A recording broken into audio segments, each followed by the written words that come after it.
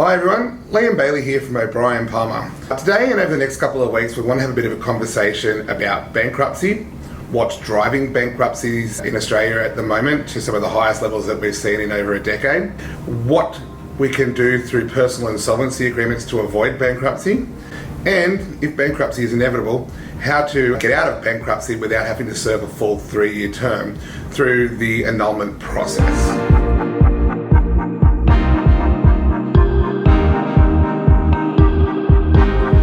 Previous weeks, we've had a bit of a chat about what happens to people once they're bankrupt, what the impact's going to be on their daily lives, and what their obligations are if they do become bankrupt.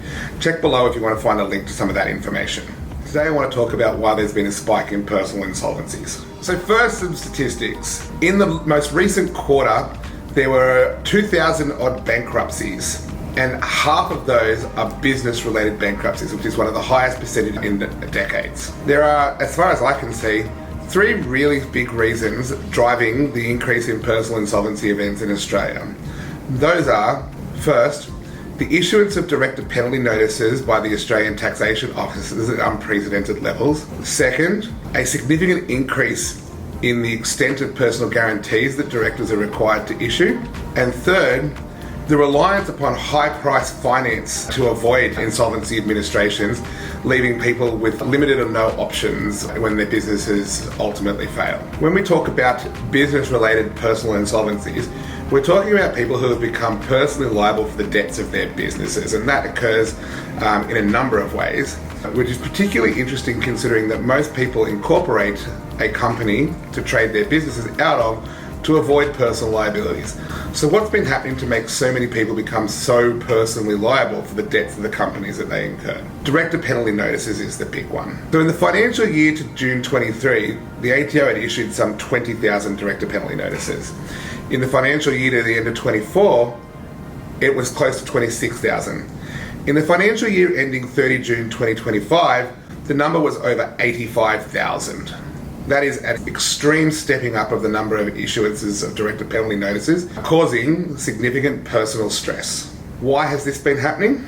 You may have seen some recent articles that suggest that the number or the value of uncollected debts owed by small businesses in Australia now exceeds $110 billion. And that means that the ATO has been mandated to go out and collect a significantly higher portion of the debts than they've previously been able to. Whilst taking a more assertive stance with small businesses about the collection of taxes and the enforcement of tax debts, the ATO has also ramped up its activities by making people personally liable for debts where possible through the directed penalty notice regime. And this is having a very significant impact on business owners in Australia. Until recently, the ATO's approach when it came to dealing with personal insolvency had been to allow directed penalty notices to add debts to a director's personal income tax account. But now the ATO seems more inclined to assertively pursue recovery of those debts from individuals, and that includes with threats of bankruptcy or other options available such as garnishing people's bank accounts or withholding tax refunds. We understand that the ATO expects there to be a significant increase in enforcement that may even result in the bankruptcy of people for their unpaid directed penalty notices. Check out below to find a link to my conversation with Olga Koski from Tax Assure to find out what to do if you've received a directed penalty notice.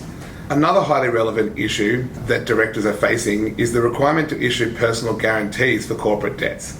This is particularly relevant in the building and construction industry, where directors are often required to provide personal guarantees to secure supply for their businesses, or in relation to the finance products that they require to keep their businesses afloat. Any business that has an overdraft or has taken out a corporate loan from a bank, you can expect that they have also personally guaranteed the debts of their businesses to financial institutions. However, as businesses become more reliant on stopgap finance, they are also providing personal guarantees, often backed by security over their own homes or other personal assets, to ensure the provision of those finance on terms which are not crippling. As those businesses have been confronting their own solvency issues in the post-COVID environment and an environment of reduced consumer confidence, the directors have found that those personal guarantees have been called into play, and those finance providers or suppliers are far more likely today, and any time than they have been in the last decade, to press the advantage gained by the personal guarantees in their favour in enforcing those debts against people individually. A lot of these developments have occurred in the context of a ever-increasing availability of small business and unregulated loans for businesses in the Australian community. Organisations like Prosper and BizCap have made short-term business loans and cash flow funding readily available for business owners. And whilst these are a viable part of Australian business practices, they come with associated risks.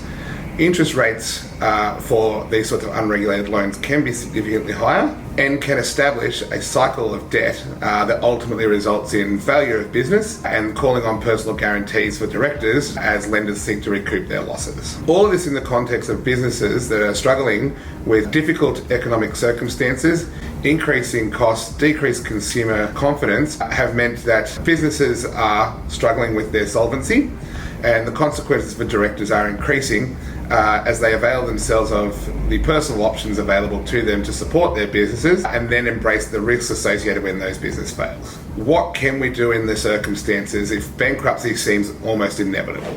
Next week, we're going to have a chat about personal insolvency agreements. A personal insolvency agreement is effectively an agreement that's entered into between you and your creditors to avoid bankruptcy. There are very, very few personal insolvency agreements that happen in Australia every year, and we'll go into the reasons why that is, the risks associated, and how you can best get a personal insolvency agreement off the ground. Alternatively, you may have no option but to confront bankruptcy. However, bankruptcy is not the end. Once you're bankrupt, you do have the option of serving out a term of 3 years before discharge.